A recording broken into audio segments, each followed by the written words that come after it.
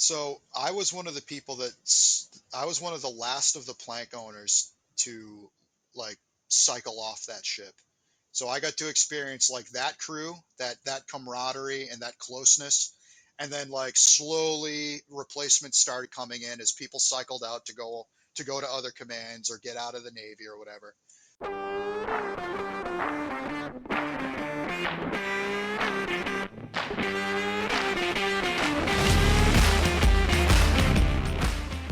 Welcome to How I Embraced the Suck, a podcast where you get to hear from veterans what life in the military is really like.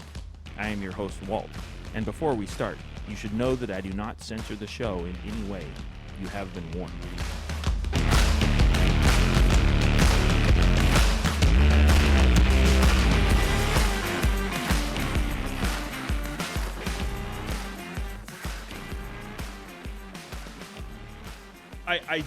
I genuinely, this is something I look for. I say in the intro that I don't censor the show at all, largely because if somebody's coming to listen to hear what it's like to be in the military and then is like, oh, they swore. It's like, yep. Yeah. They did. Yep. Yeah. You think you want to send your kid there, or you're a kid and you want to go there, that's what happens, so. Yeah. Yeah, honestly, I just know that you were in the Navy, so aside from that, this is going to be an experience for me too. Oh yeah. What branch were you in? I was not at all. For some reason, Oh, no? people seem to think that I was. Yeah. Huh. I give those. What makes you think that? Like, because I don't want to be like, you're like, oh, stolen valor, or he's No, pretending. it's just no, the impression. Usually like after you get out of any branch, and you kind of have this realization, this kind of disjointed realization that, man, like things really were fucked up. You kind of have to take like a self-assessment, and Oh, sure. like one of the ways that I did that, and that a lot of people do that, is just by talking to other vets. Be like, hey man, like, am I being a pussy, or am I crazy, or like, Right. am I alone in thinking this? And the answer is usually no. Right. And so when I'm looking at like your list of questions, I'm like, oh, he's probably doing that same thing that I did. Right. And Yeah. he just hasn't accepted the fact that, like, like, there is no answer. Like, you did what you did, and like, you know there's no rhyme or reason to it. Right. Yeah. That I wrote those based off of what I've heard vets talk about, Yeah. and also and then also from a civilian viewpoint of like, just what is it like, yeah, try to get a look into that. Yeah, no, that's even better. Because it's, there's I don't feel like I have to like remember all the fucking lingo, because I've purged a lot from my brain. Right. Because Yeah, I've heard a lot of that. Yeah. yeah, so like, it does make it a more natural flow, I guess. It allows for a more natural flow of conversation when I'm talking to a civilian versus Right. somebody that was in, and like it was, their entire identity. Right. Yeah, I hear you. Yeah. So let's jump right in. Yeah, let's do it. Today we've got Aaron, a former member of the Navy, and now an N-word respecter. The other N-word that I don't like. I should say, I swapped N-words. and the listener count dropped by half. Yeah, so I was in the Navy from 2000. I joined in 2010, and I got out in 2019, so a few years ago. I was a sonar technician, and on the surface side, so I wasn't in submarines. My job was to kind of hunt subs and classify them and localize them, and if it ever came down to it, destroy them. So I know a lot about like combat systems and weapon systems, and the bureaucracy, and a little bit of operations and intelligence and all that stuff, like order of battle around the world, as far as like what countries have what models and all that. Oh yeah, okay. So like you're basically a walking Jane's ships of the world. Yeah, for submarines, at least I used to be. I'm probably outdated now. Just in the Sure. last 3 years, I'm sure I'm outdated Yeah, I because bet. you know things change so fast in a lot of aspects of life, Yeah. including anti-submarine warfare. Um, So so you joined post 9/11. What was that kind of part of your motivation? yeah, I don't want to say that my motivation had anything to do with like an obligation to serve my country or patriotism or anything like that. It really was just kind of I wanted to get out of where I was at. I was in a go nowhere job as a cashier, Mm, and I did a year in college, and 2008 happened, and that kind of wasn't on the table anymore. My parents took kind of a hit, and there wasn't a whole lot of opportunity around, um, you know, for education. Um, mm, so I started looking into kind of Plan Z, and that was the military, and talked to all the different branches. I kind of eschewed the Marines and the Army because I knew I didn't that wouldn't be a good fit for me. But the National Guard, the Air Force, and the Navy were my choices, and I mm. liked I liked the Navy because the recruiter didn't give a fuck if I joined or not. He was like, "Look, you can join or you can walk away right now. There's Right. 10 people behind you. I'm gonna make my quota. I'm gonna get my little piece of flair that says that I met my recruiting quota, and you know, stay if you want or go away." Right. And I Right. respected that.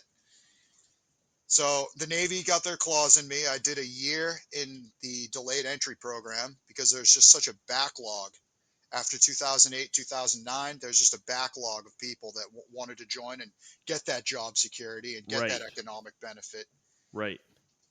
So I was part of that surge in recruitment, and uh, I kind of just rode that wave. A lot of people got out after their first 4 or 5 year contract.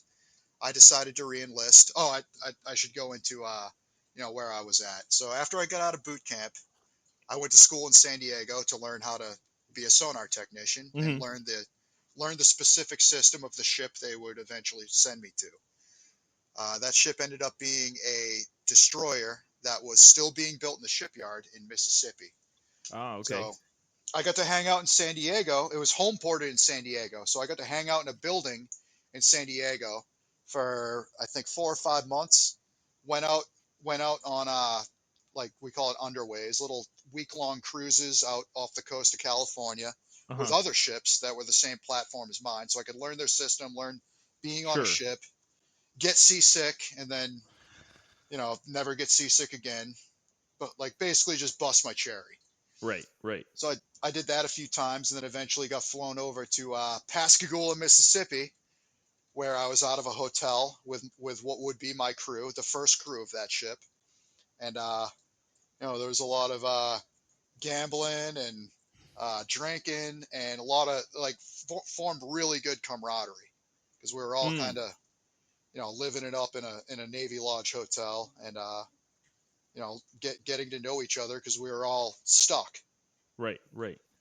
And the other good thing about it was that I was a 22-year-old shithead getting put in charge of, I mean, what I would consider to be pretty important programs like equipment validation, making sure that the contractors putting the ship together are Mm. putting in the equipment they say they're putting into, and that the equipment actually works. Right. So Right. I got to go through like all the sea trials, like taking the ship out and testing all the systems. Got to test like new missile systems and all that, uh, Huh. new new torpedo systems. So that I got a lot of exposure, padded what the equivalent of my resume, Right. and yeah. So after that, we sailed. Like it's not really a deployment, but we did a sail Right. around. Sure. So Did you yeah, went through Panama or south? yep, yep. Went through the Okay. ditch, got my order of the ditch certificate. Hung out in I forget what fucking city it is in Panama, but Panama City. shit. No, it No. wasn't Panama City, but I I forget what it was, but got to hang out in Panama. Like That was like our first little port stop. Besides when we commissioned the ship in Mobile, Alabama, and from Mobile, all right, yeah, I guess from Mobile we did our sail around and hit up Panama, hit up Manzanillo, Mexico, and went to San Diego from there. And that was like kind of our first taste of like life at sea. Mm. Not a deployment by any means, Sure. but A yeah, little it cruise. was yeah a little cruise, and yeah, no, it was fun, and we kind of got it into our heads that that was how it's going to be, and then you know, spent the next, I think, year and a half working up towards our first deployment, certifying on all of our systems. Every system on the ship had to get certified for deployment. And then we did training individually, like just as a ship, and then training in a carrier strike group. And then eventually went out on deployment in 2013 with the Nimitz strike group for Westpac. Mm. And, so fucked around in the Southeast Asia. I think it's 7th Fleet, and then eventually made our way over to Fifth Fleet in the Middle East. Got to fuck Mm-hmm. around with the Russians and the Iranians, and I got put on a 50 cal mount, just sitting there with fucking 80 pounds of gear for 12 hours, like looking at the Iranian speedboats and their little frigates that would come out and fuck with us Right. whenever we crossed the or went into the Persian Gulf, the Straits of Hormuz. They would come out Mm. and fuck with us because they didn't like us being there. They got Sure. especially angry when we put a carrier there, so that was always fun. And then yeah, did my first deployment. Saw two pilots die. They were they were on a Mm. so we were on a destroyer. We have a flight deck at the very aft of the ship, and Oh yeah, yeah. Yep. they were chalked and chained, had rotors spinning, and we were in the middle of the Red Sea. So that's an area of operations for Russia, for the Russian Navy as well. So we were in a Right. carrier strike group, and the Russians had I think a couple vessels there that were like trying to get between us and the carrier, trying to like do like little buzzes, and Right. so we were kind of maneuvering around them, and the helicopter was chalk and chained, rotors were spinning. We were doing like 30 knots or whatever, which I don't even think we were supposed to be doing that. But we took a huge roll, and one of the chains broke. The helicopter slid off our flight deck and into the ocean. Like Oh the man. rotor broke up into a million pieces. The tail fucking broke off, and there was a medic that was in the helicopter, like tucked and rolled out of there. And Mm. amazingly, like the two pilots, I mean, the thing sank instantly. Like within seconds, Oh it was yeah. at the bottom of the ocean. Yeah. So those two pilots were done. But Hmm. amazingly, nobody else got hurt. Like with all the shrapnel flying around, nobody else got hurt. I was on watch at Right. the time. I saw everything. I felt the ship roll, like Right. just took a huge roll, and then I was on the comms, like on my headset, and I hear everybody like on these like pretty strict stations, like for our combat cent, like what is it? Shit, I forget the word, but like pretty much like the captain's on that net. So like Okay. it's Yeah. very Yeah. it's very proper. You have to use correct verbology and phraseology and all that. Right. And I hear everybody like flip their shit, like Jesus fucking Christ, holy shit, and I'm like, you can't say that on the net. And I look over at the little closed circuit television we have on the flight deck, and I just see the helicopter go over, and I'm like, oh shit. Oh So we man. went into a man overboard drill, spent like half an hour, and yeah, that was kind of like my first, you know, and compared to other people, like that's my only like brush with death, which is nothing. Sure. Yeah. Like, Yeah. I'm sure you've talked to people that have been like in firefights and shit. I had never had to fire my weapon in anger. My time in the Navy was very boring comparatively. Well, Um, in the modern Navy, that's probably more common, I would think. I mean, oh there yeah, is risk to life like that, but it's definitely less than, say, oh like the yeah, Army or Marines. A lot of yeah. times. Like I guess another brush with death that I had where we were doing a underway replenishment where an oiler comes up alongside of our ship. They throw over their fuel lines. We throw Right. over our lines, and one of their booms to um, one of the Oilers' booms fucking can't, like broke and like got dumped into the ocean, and it happened to be on the line that I was usually in charge of, but not Right. that day because they were training somebody else. So I was one of the people like heaving the line over and like Right. doing that final heave to get the fucking the big dick to click into our ship and pump us full Right. of fucking fuel. So when that boom fell, basically all of the lines that were attached to that oil that um, what do you call it, that fuel probe like went flying into the ocean. Right. Right. And Um, anybody that was holding on. yeah, Right. everybody got pulled forward, but like it's going through a chalk. So like if you were to hold onto that line, you would have been like a sausage, like literally like Oh, a human okay. I see sausage. what you're saying. It's going through like a chalk. Right. Right. So luckily, everybody let go. Everybody got the fuck out of the way, and it just whipped out into the ocean. Did an emergency breakaway, which we trained for Wow. every single time we refuel. We do an Right. Right. emergency breakaway. So that was another little brush with death. Everybody was like hopped up on the missile deck and just watching the line go by, and basically ran and hid. Wow. Yeah. Yeah. Because you're not talking a little rope. You're talking what, an inch line or something? Shit. I know more Yeah. numbers. Sorry. So it goes from like an inch line to what's called a cheater line, which is like I want to say like half an inch, like Oh, regular okay. old. So like Okay. that's the rope that like we start off with because it's easy to handle, and then you need that Right. big, strong rope. Yeah. And again, like I've purged everything from my brain. I used to know all of this shit, like all the technical specifications for everything and the words and all that. Right. Right. I did get my warfare pin, which proves my competency and basic knowledge of all ship systems. Right. But Right. that's Yeah. fresh out. Yeah.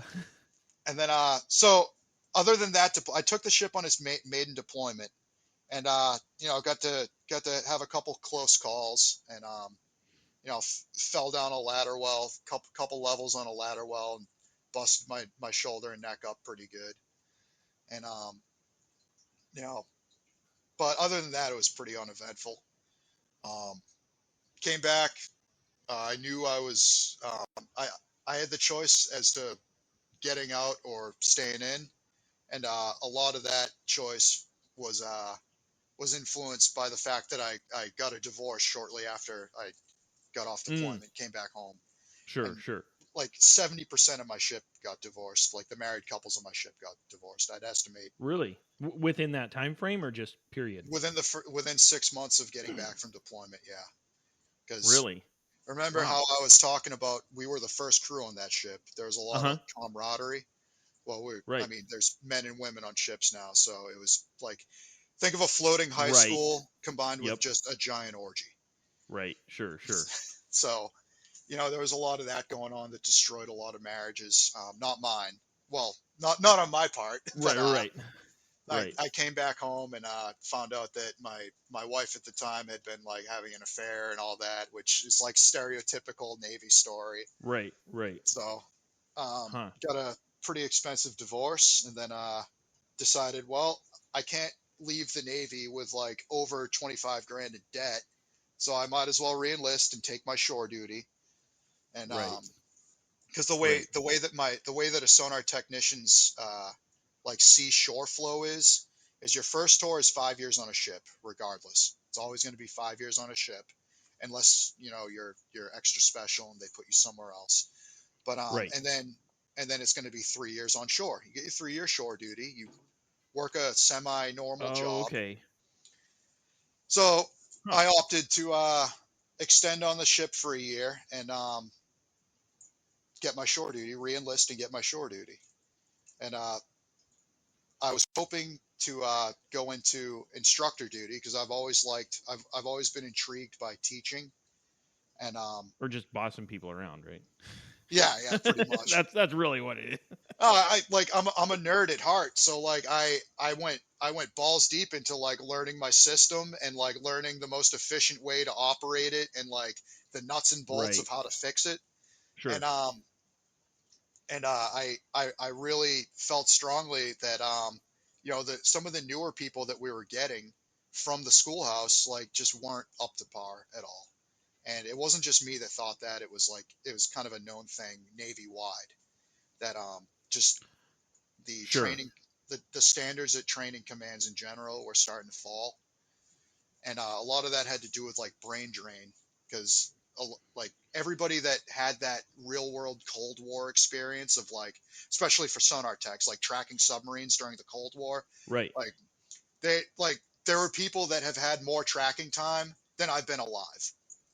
Like, Sure. Yep. and Just now loads of those, experience. yeah, they're all Yeah. retirees and contractors now, but they're starting to retire from that, and Right. experiencing a lot of brain drain. So Hmm. I ended up getting a position as an instructor, teaching the class that I went through after I got out of boot camp on my ship Hmm. specific system, Mm-hmm. and I thoroughly enjoyed it. It was great.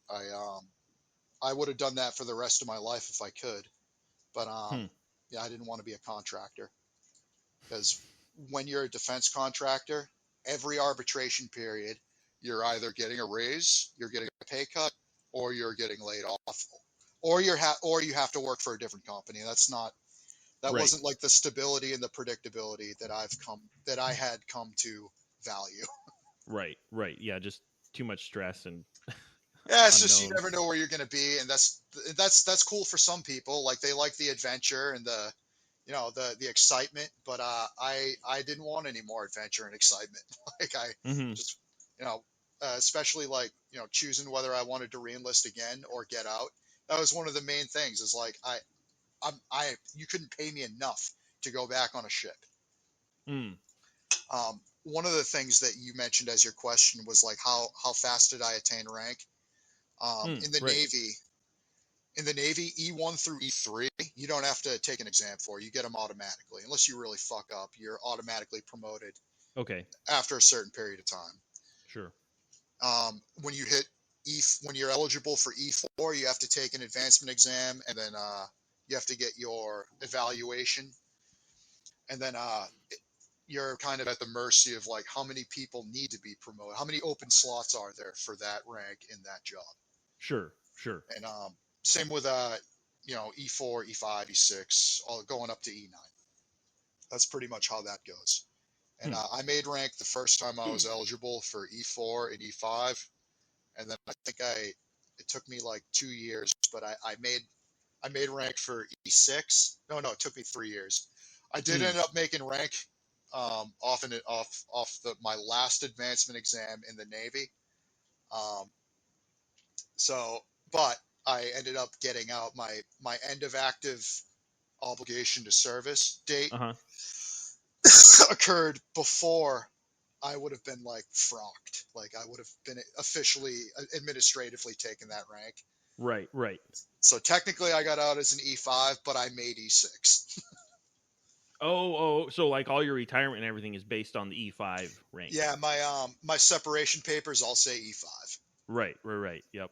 even though I made E6 off the advancement Right. exam. But just you just don't get because of anything extra bureaucracy. for it. Yeah, you don't get Right. anything Right. extra for it anyways. It's whatever. I got my GI Bill, which I haven't used, and I got, like, I am eligible for, like, VA claims and all that, but I haven't done it yet because I've just been like, I need to secure my career. And then Sure. Sure. um Hmm. what else? Go ahead, pick Well, my yeah, brain. I would. Oh, I'm done. Yeah, I know. I've been rambling for way too long. No, I just mean it didn't take long. Too small. Um, when I was curious when that helicopter went over, you said it was right in the middle of the Russians, like playing a little bit of tag or whatever. When that Yeah. happened, what was their response? Like, They actually offered, when we went into a man overboard drill. They actually offered to assist us for search and rescue. okay, So that was nice of them, but we declined their assistance, and I guess we at the end of the day we had places to be, so we did. I think we spent like an hour doing man overboard, right, and then yeah, it was kind of like, all right, time to go. You know what yeah, the creepiest thing? Like I said, I was a sonar hmm technician. We have this I forget the equipment term. I think it's WQC2. But it's basically like an underwater microphone. We can hear like it's at Sure. the bottom of the ship under the water line, and we just hear like raw noise. And helicopters have like a beacon, like a acoustic beacon. Oh, So oh you man, could hear yeah, that acoustic beacon, and that was like kind of the creepy thing. yeah, Like, yep, that's the helicopter. We can't fucking do anything, but we can hear it. right, right. Because you've got, I mean, in that carrier group, you've got, I don't know numbers, what, 10,000 guys, 10,000 people, more than that. Oh yeah, on a carrier. Yeah, I Well, mean, in the whole group, you've got so many people oh yeah, yeah. I and think yeah, dollars, and I mean, it yeah. makes sense that they would drive on. Yeah, we had places to be. We originally went there. Actually, we were there because our deployment got extended.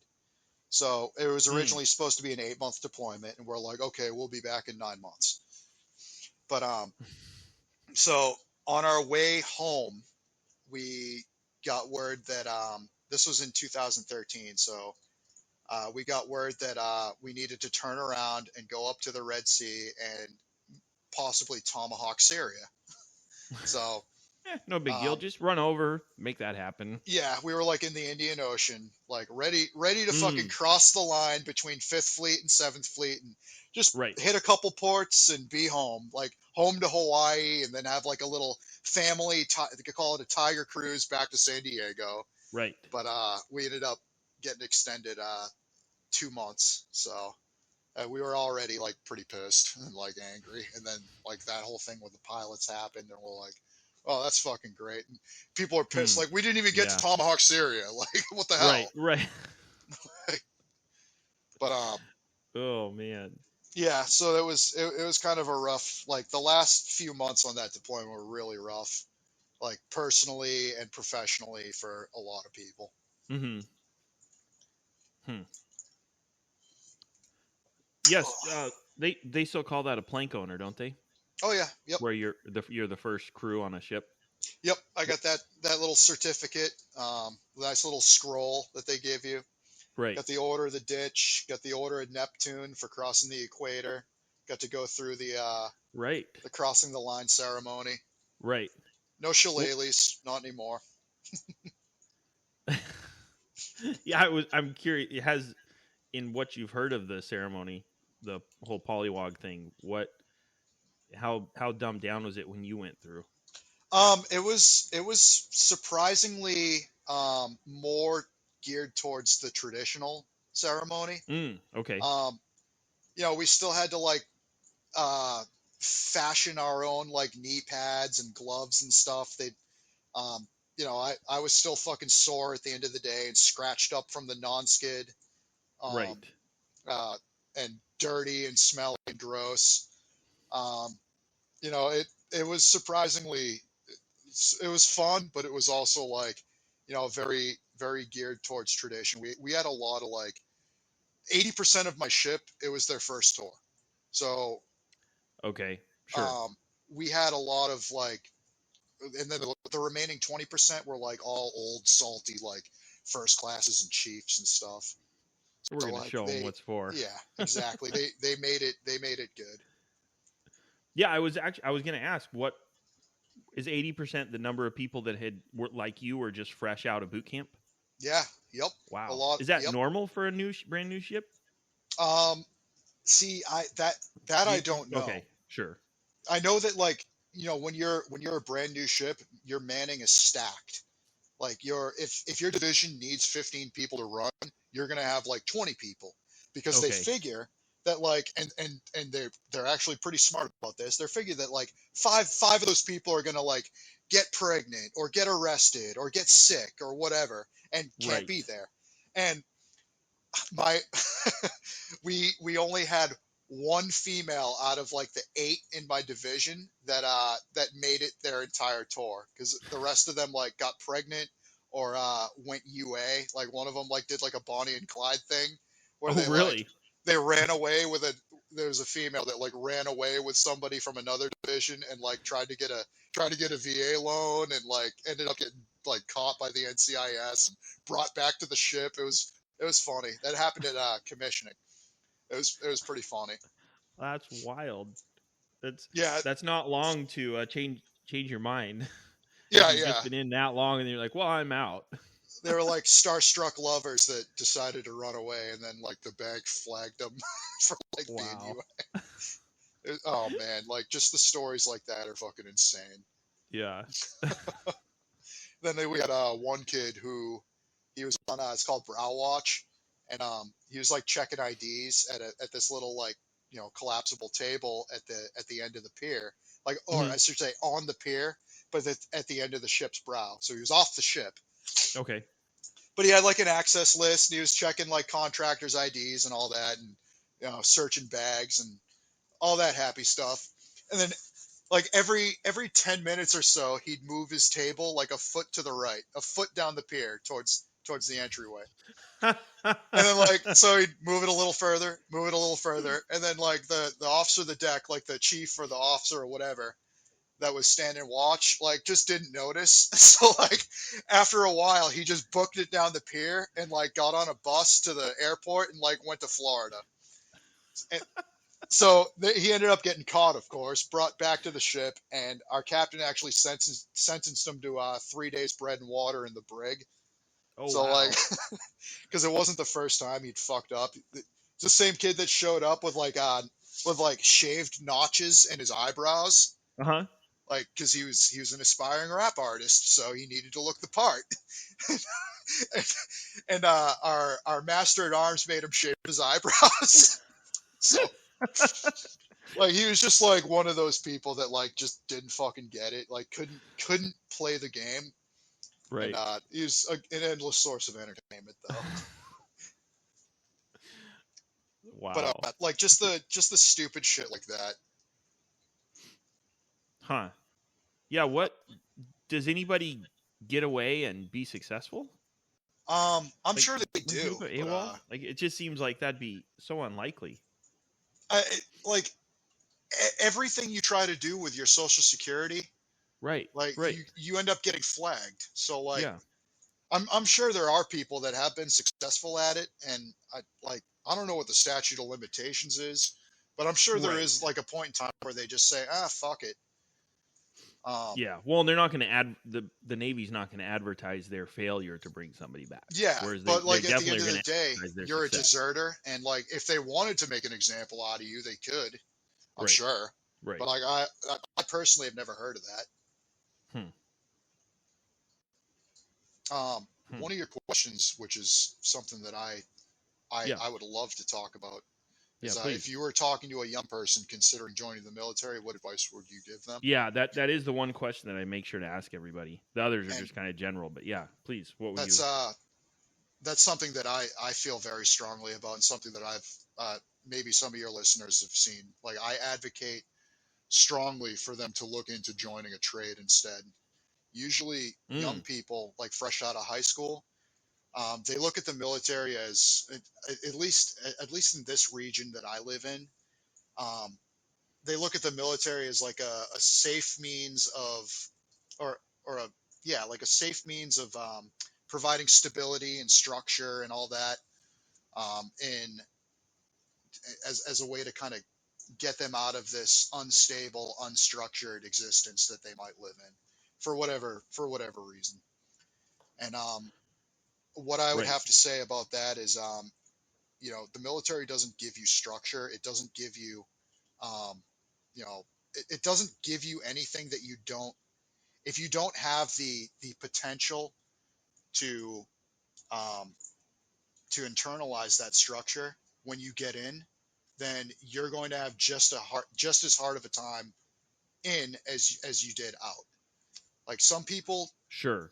some people that join up just don't have the potential that like they don't have the potential to be like broken down and then built up in their image. Like you have to. Right.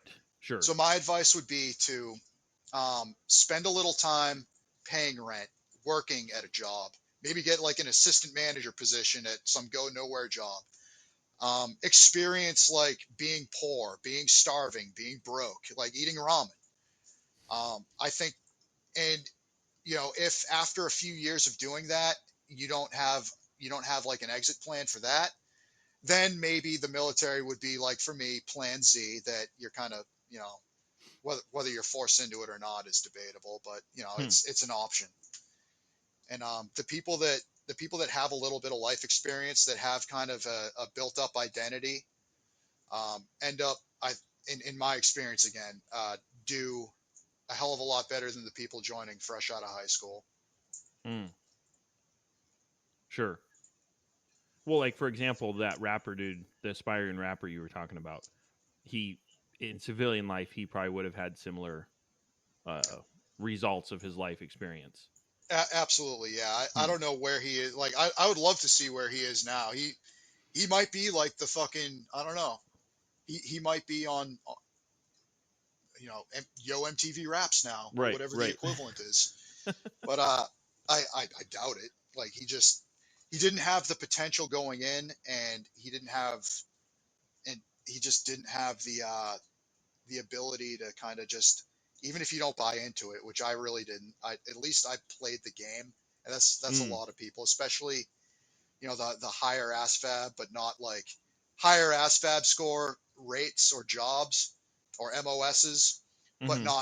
not like genius level nuclear electrician's mate or whatever, where you have to score like fucking Right. a nine above a 90 on your ASFAB, and then like take a bunch of other tests like aptitude tests. That kind of, I guess, midwit, the midwit cross section of the Right. military. Right. They're more You're prone to like, functional. yeah, yeah. they're they're kind of more, they're less prone to making the military their entire identity, and like more prone to like being actual human beings. Right. Right. Right. Huh. You mentioned the camaraderie of when you were all in the hotel and everything, how that really built camaraderie. How Mhm. um how much do you think that, obviously you only had the one experience, but how much do you think that benefited your cruise time, your deployment and everything? And then also when you went to shore leave, I assume you weren't with the same group of people. What was the difference there in the level of camaraderie? So I was one of the last of the plank owners to like cycle off that ship. So I got to Hmm. experience Okay. like that crew, that camaraderie and that closeness. And then like slowly replacements started coming in as people cycled out to go to other commands or get out of the Navy or whatever. Right. And it was a double-edged sword, because we all worked very well together. We were effective in some ways, but there was definitely kind of this uh, nebulous um, chain of command that, Hmm. because everybody's fucking each other, like, you know some of the command, like the chain of command decisions and structures, were kind of tainted by that camaraderie. Right. Right. The Like when you fraternization. Yeah, oh, absolutely, yeah. When an entire department gets caught like at a massage parlor slash brothel, and it gets swept under the rug, like that kind of sets the tone for the next Right. couple years. Like, okay, We a know what we lot can of get other away with. shit. Yeah. Yeah, exactly. And you know, it kind of manifested itself in a lot of bad ways, but particularly when a department head got caught with child porn on his Department of Defense Hmm. laptop. Oh wow. And then upon further investigation, it turned out that he was, molesting, that he had Right. molested kids. Right. And I don't know the details of that case, but I am sure that people knew something about it. But because of that camaraderie, because of, you know, Sure. they maybe didn't want to say anything, or maybe didn't want to act on their suspicions or whatever. So, Right. that's Hmm. kind of the double-edged sword of it. Yeah. When you went to shore, was it uh if there was less of that camaraderie, was it a more structured, properly structured command structure? It was yeah, definitely. Like it was definitely more fleshed out. Like this is your chief, this is your first class. Like these are your supervisors, and then like here is your role. Like you are an Mm. instructor, and then here's your collateral duties if you want them to look good. Um, but again, like I knew a couple people from my old ship, so that was cool. And then Mm. like because it's shore duty, it's a lot more relaxed. Like you're basically working a 9 to 5 job, and Mm-hmm. you're there to kind of like reconnect. Maybe do some, maybe catch up on like your personal goals. Like that's a time that you get married, have kids, and all that, because Right. you're not going to be like, you're not going to get a call at midnight being like, hey, we're going out to sea for like Right. 2 months. Right. um so like it was definitely still the military, but it was a lot more like this is your job, like get what you need done and go home. Hmm. Yeah. And that was kind of what I wanted, because I kind of needed that. And everybody does. When you spend 5 years going at 100 miles an hour all the time, Mm-hmm. it's good to kind of still retain like your pay and benefits that are very generous. Right. Only like working a job that you can come home and not take home with you. Right. Right. Yeah. So you were a sonar dude, but then you mentioned for the refueling portion, you were often in charge of one of the aspects. Yeah, How many different, like obviously sonar was your primary responsibility. How many other through the collateral course of duties. yeah through the Oh, course of a cruise? I I, I had a lot. And everybody kind of has a lot. You kind of get either assigned them or you volunteer for them.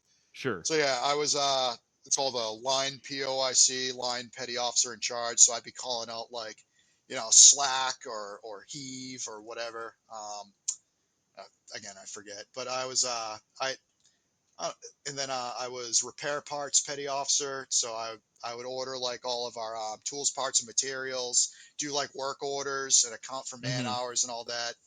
I was damage control petty officer. So all the life safety systems, like Mm-hmm. I was in charge of like my respective division for that. I spent a long time doing that. And that's the collateral duty that I actually like got a lot of marketable skills from, and ended up where I am right now Sure. as a Sure. facilities manager.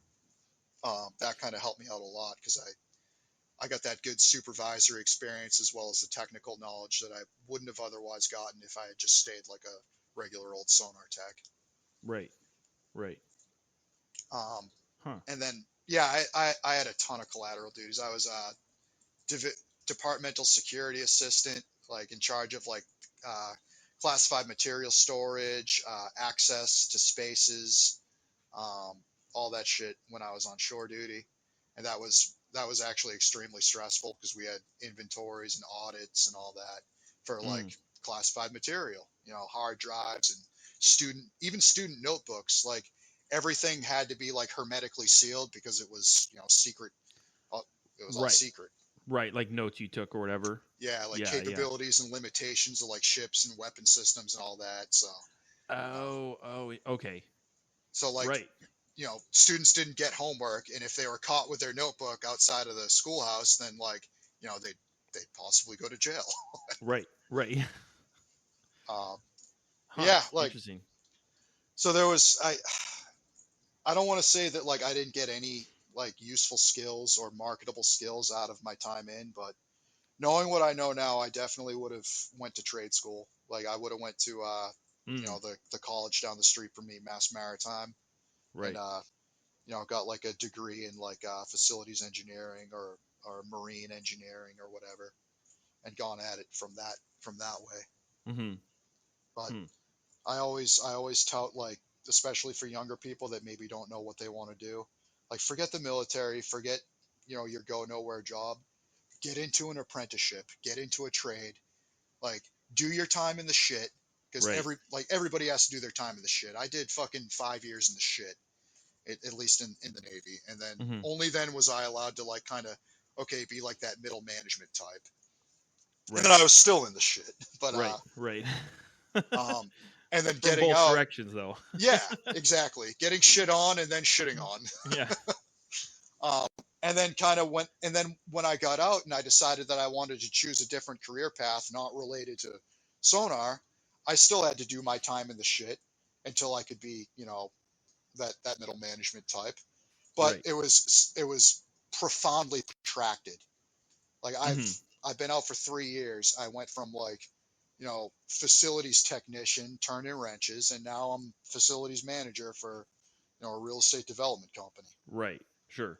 And so for all you vets, like it's you're part of it's being lucky and just landing the right job. Part of it's interviewing, being able to interview well, and then a lot of it's just you know finding your niche. But that niche is almost always restricted to something to do with trades. Okay. Sure. At least That, again in my experience. yeah. Yeah. Well, and that does make sense. Based on a lot of what the Navy does and the experiences you get, or even just really any military branch, Yeah. it makes sense that a high percentage crossover would be the trades. Yeah. Yep. So And whether you're still turning wrenches or you're in more of a management role, like they need people badly, and it's not like this. It's not like a fake spreadsheet email job. It's like you're in the field. right, right, and you're producing something. You get a lot of Mhm. hands on. Absolutely, Hmm. because there's no shortage of fake spreadsheet email jobs. I mean, anybody can get one. Right. But Yeah. yeah, if you want like the most security, maybe not the best working conditions. You're gonna come home sore. You're gonna come home tired and angry, but you'll be able to pay your bills and you'll be able to advance. Mm. That's at the end of the day, that's what it's all about. And Hmm.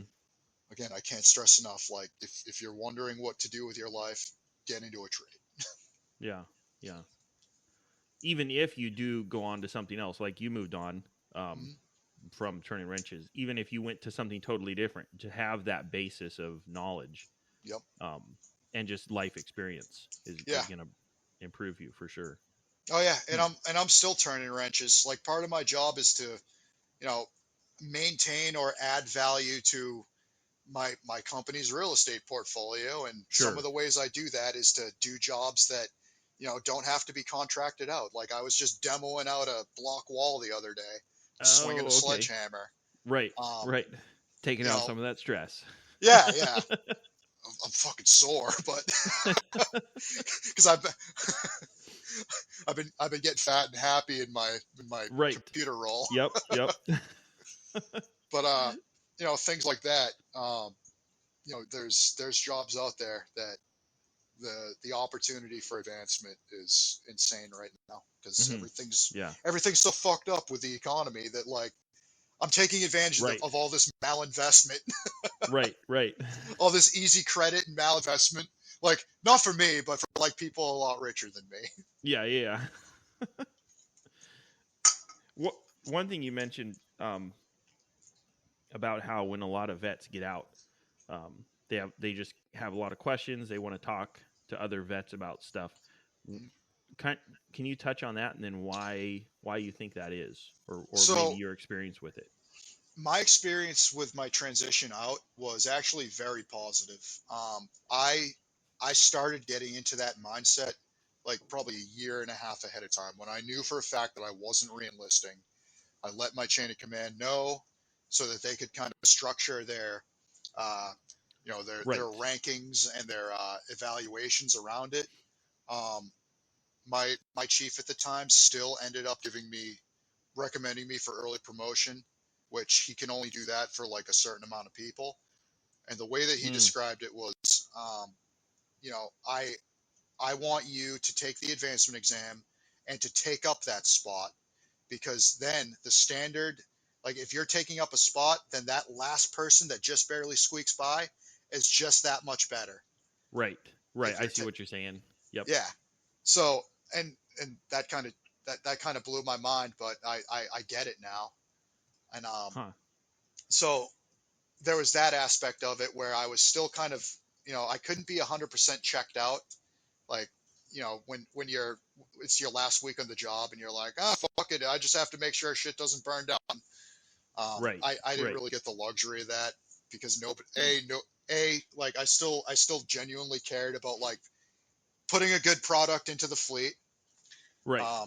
from my classes, and also had, like I said, I had those collaterals where I was inventorying and getting audited and all that stuff with secret material. So I had to do my job or I'd get arrested. Right. Yeah. and Yeah. and There's a motivator for you. yeah, and handing that over to somebody else, believe it or not, was very difficult. So Right. like any candidate that would take over that duty like was like, ooh, sorry, I already got this going on, or like, ooh, I heard this guy is eligible for it, maybe you should talk to him. Like, it was tough finding somebody to do it, and kind of got compressed into like literally the last couple days I was in. I was like, Mm. we need to fucking do this, like, buddy, you're getting it. Right. Right. um so there's that aspect of it, but overall, very, very positive experience. I went through this transition assistance program Hmm. that they did a lot of general stuff that you need to think about, like and then they kind of broke it down into what your career path, what you'd like your career path to be, more Hmm. specific stuff. So um, that was extremely helpful. They gave you a free year of LinkedIn Premium, and as gay as Mm. LinkedIn is, it helped me get like 2 jobs so far. Right. Right. Because it is literally all about networking. Like, Right. I know it's a stupid cliche trope, but no matter what industry you're in, like, you're there to add value to either your employer or to yourself. And Right. networking is the best way to do that. Getting to know people in that industry, getting like a mentor type figure to pick their Mm. brain on things. Hmm. Yep. I can't recommend that enough. It's been invaluable to me. Both from my time in the Navy, people that mentored me while I was in, that I still talk to this day, as Mm. well as people in the industry that I've worked. I'm on my third job in 3 years now. Um, but I've never burnt down a bridge. I'm always still Right. talking to my old bosses, my old coworkers, and trying to help myself by picking their brain. Hmm. Yeah. Yeah. So like that's another aspect of transition that I can't promote enough, is networking. Mm. Hmm. Man, people are going to Yeah. be listening to this and being like, "What the fuck, man? You're being so serious. When are you going to drop an N bomb?" And I'm sorry. I'm Yeah. sorry. All right, it's something I feel passionate about.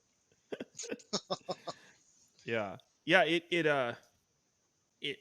I think for most civilians, it's very logical to understand that if somebody, say, joined the army and Mhm. went over to Iraq or Afghanistan and shot people and had friends die and then came back, it's Yeah. very understandable that they would be like, "Oh man, I gotta think about this," or as they get out, just really question a lot of things. Oh yeah. Like, But that's not the entirety of vets that get out and have no, questions. that's It's it's a very kind of the small standard. portion. It's a Yeah. small, like, I forget what the statistics are, but like a very small portion of active duty is actually like has actually like been engaged in combat.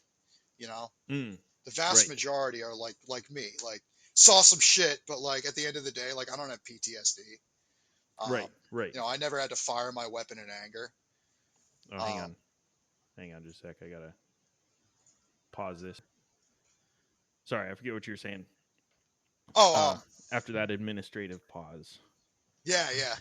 Um, yeah, I never had to fire my weapon in anger or anything like that. Right. So, like, it's, you know, for my cross section of veterans, at Mm. least for me, I had like kind of this imposter syndrome whenever I was talking about, going for like a VA claim and trying to get disability like a percentage of Oh, disability right. pay. It's like I Sure. had that imposter syndrome. Like, Right. there are people that have like lost limbs, that have like completely broken brains. People that I pass by on the street every day when I go into work in the city, like living under highway bridges and shit. That, you know, do I really need like Hmm. fucking, do I really deserve like 30% disability when, there's when those people exist? It's like Right. a internal moral conversation that I had to have with myself. Sure. And Or that's even somebody that's not on the side of the road, they're totally successful, but mhm. they're in a wheelchair because they lost both their legs. Yeah, And then you exactly. see them, and yeah, and like you say, you just feel like, well, who am I? Yeah, I like just I just pulled on ropes and ran a sonar, yeah, or something. like Hmm. I and then coming from like our kind of ideological or whatever community of Right. bottom right libertarian anarchists, righter wing people. Hmm. You get kind of that jadedness of like, when people like, oh, thank you for your service and all that. Hmm. um that's something else I kind of had to, I have to struggle to not be like, yeah, I was a glorified babysitter, but hey, you're welcome. Like, Right. Right. um Yeah. so like Huh. there's that aspect to it too. Like, I think kind of the reason why you know me is because I'm in kind of that sphere of, bottom right wing, you know that kind of Twitter crew. Yeah. um but before, even though I am actually a Marxist Leninist, of course. um but even as a Marxist Leninist, it's like, you know I I serve the regime, and I don't have any bullet holes or scars to complain about, but I definitely didn't feel right about the majority of what I was doing. It was either just a, PTSD from incompetence, maybe, but like that's about it. Right. Right. Yeah.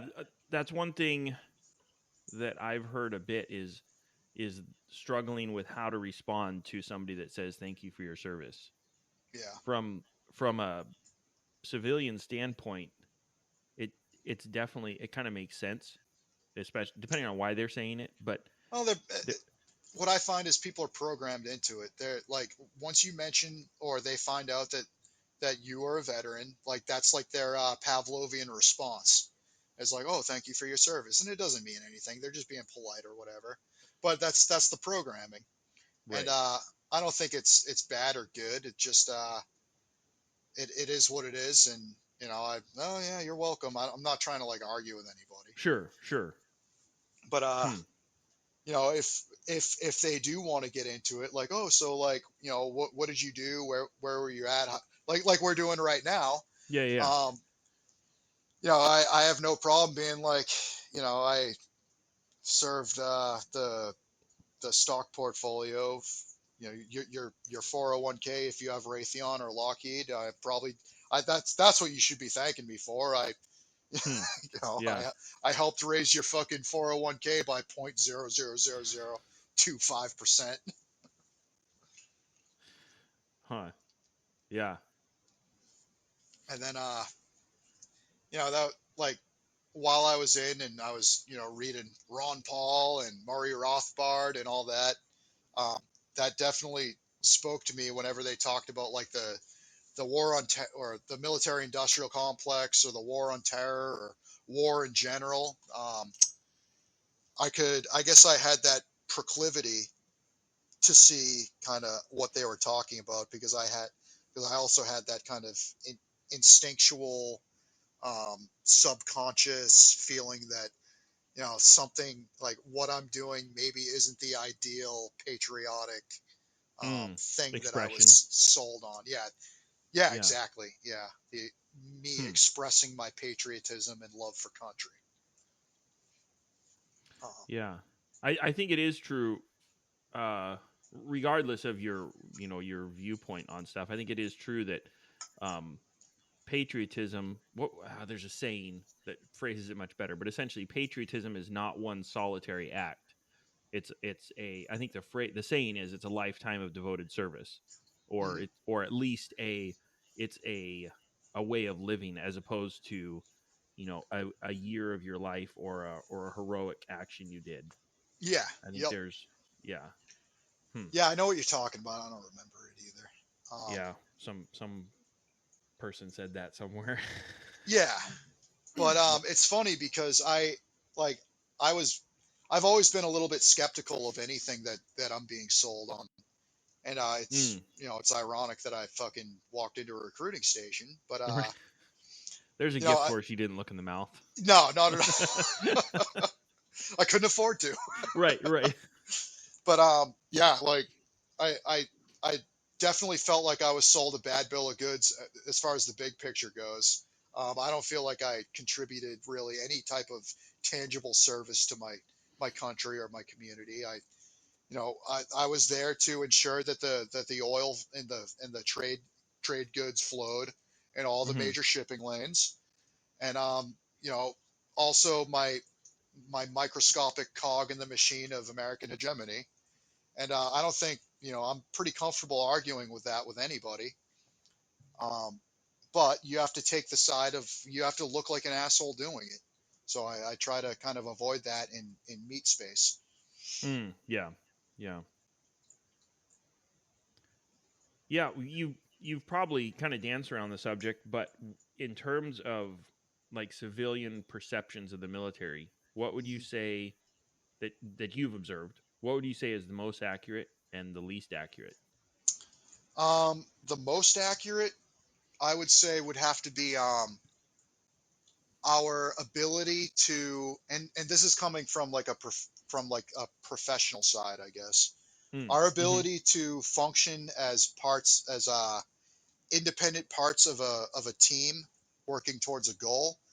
I would say, by and large, we're capable of doing that, um, more so than say your average college graduate.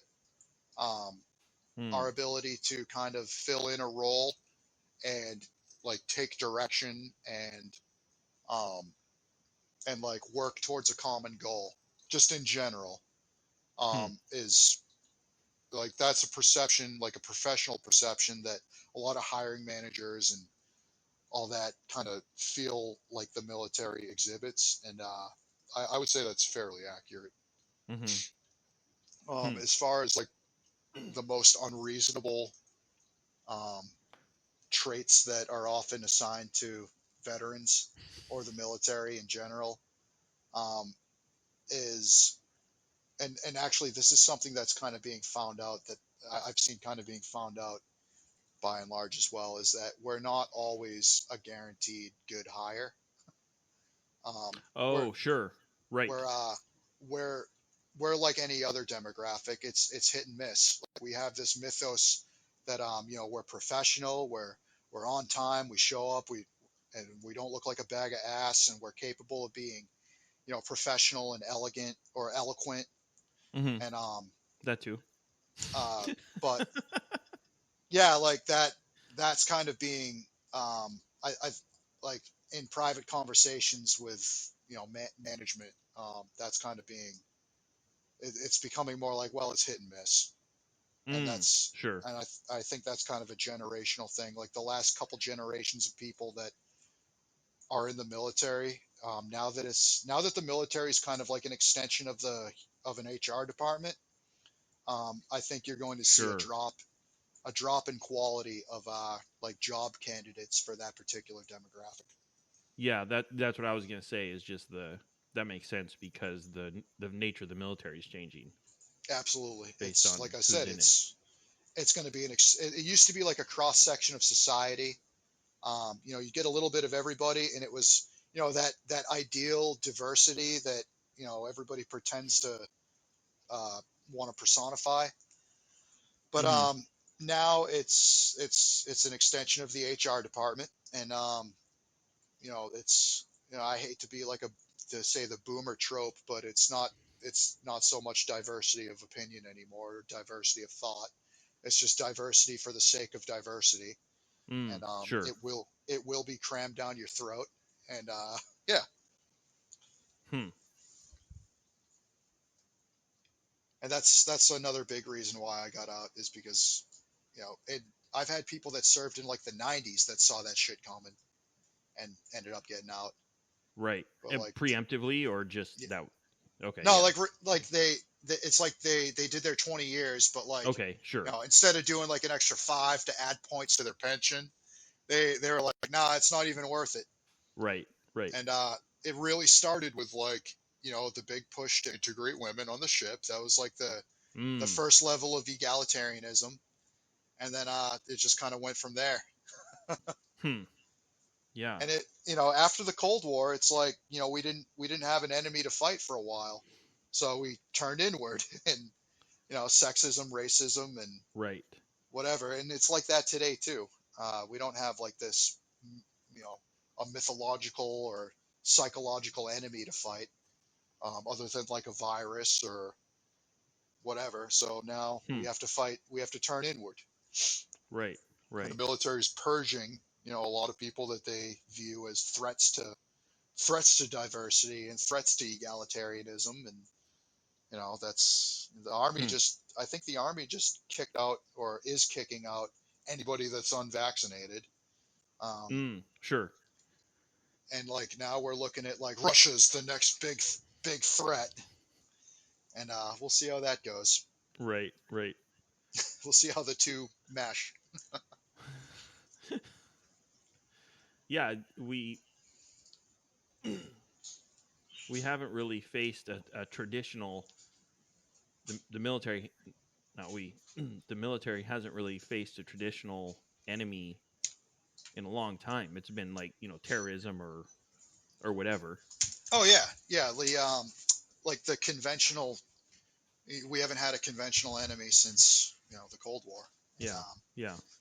now that the war on terror is kind of winding down, because I don't even think it's because of public opinion. I think they would have kept it going for as long as they could, but I think it's actually like economic.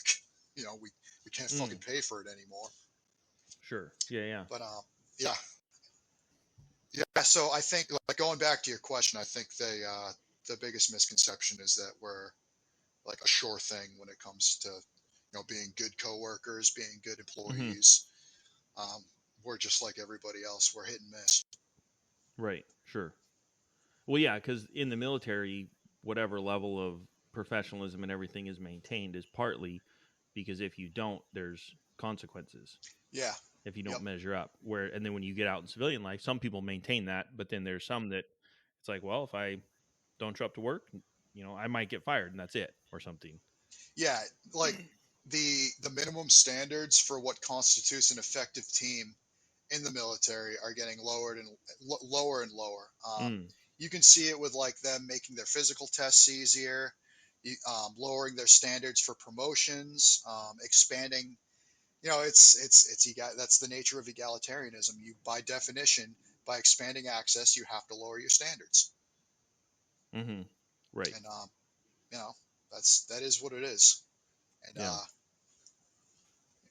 and as you go throughout time, unless there's a right wing takeover of the military industrial complex, those standards are only going to get lower and lower. Yeah. Yeah. Yeah. We'll see. Yeah. You got anything? If anybody likes the sound of your voice for some odd reason, or wants to hear more of your opinions, you got Yeah. any? Where can they find you? So you can find me on the Timeline Earth podcast with my co-host Bird and Carr. Um, you can find me on Twitter at punishedbtwa. Um, I haven't been putting out much content because in Meat Space I'm going through a lot of tumultuous career progression. Right. I just started, like I think I mentioned earlier, I just started a new job where I kind of skipped 5 rungs in the ladder, and now I'm kind of self-employed and I make my own hours, but those hours happen to be 13, 14 hours a day. Right. So Right. by necessity. But Yep. yeah, that's kind of where I'm at. I'm hoping to put out some new content soon, and hope you'll join me. On this trip through the line Yes, through the linear Earth. Earth. Along through. Maybe along the line. but not See, across. yeah, see you later down the line. Yes. And Oh, thank you very much for having me on and letting me spew my thought vomit. yeah. No, I appreciate it. It's uh yeah, I really appreciate it for sure. It's not just the casual now I'm messing up. It just I there's a lot of value in having a vet be willing to talk and just come on this random tiny show and Ah, share their experiences. So I appreciate it yeah, I'm for all sure. about it. And my DMs are always open for you and for your listeners and for anybody else. I'm still, I still log on to Twitter and look at the timeline and be like, well, things still suck, and then, you know, Right. go I'm off gone. to what I need to do. Yeah. Yeah. Yep. Cool. Well, thanks. I appreciate it. Yeah, no problem, man. Thank you. Any last thoughts or anything or Yeah, so actually, yeah, it's something I wanted to say. This little trope I wanted to put out. yeah. Whenever you're like, whether you're employed in your dream job or a stepping stone, one of the things that I've noticed is particularly with our generation of like millennials, um, always seek feedback and be careful when you're only ever getting validation. That's another thing I've noticed, and I think it has Mm. something to do with my veteran status. Like civilians, kind of wondering how to interact with a veteran is constant like validation and pats on the ass and stuff, and that's not something that we get in the military. That's something I had to get Mm. used to. Um, when you enter into the civilian world and the workforce and all that is be careful of that. Make your supervisors, your managers, whatever, your customers even, like, make them give you feedback, because if you're only ever getting validation, you're not going to grow and you're not going to advance. Hmm. Yeah, that's true. Without stress creates growth. Yeah. Yep. Hmm. Sometimes you need to be told, hey man, this is what you can be doing better, this is what you're fucking up at, and then these are the things you're good at. That's Hmm. kind of like how an evaluation goes. Your three strengths, your three areas of improvement, your three goals. Like Hmm. that's textbook, like pre pre meeting to discuss your evaluation. Right, right. And that's something that I carried with me and I found to be extremely valuable. Just having that mindset of, no, I want feedback. I don't want to be told that I'm doing great and, like, get my pat on the ass and sent along my way. So that's what I'll leave you with. Thank you for listening to this episode of How I Embraced the Suck. If you enjoyed the show, tell a friend. And as my Girl Scout den mother used to say, stay frosty.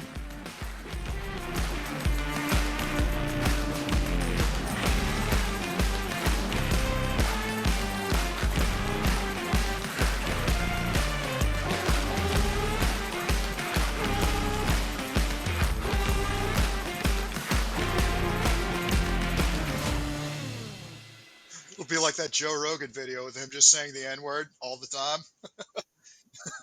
Except for me, it'll be completely within context.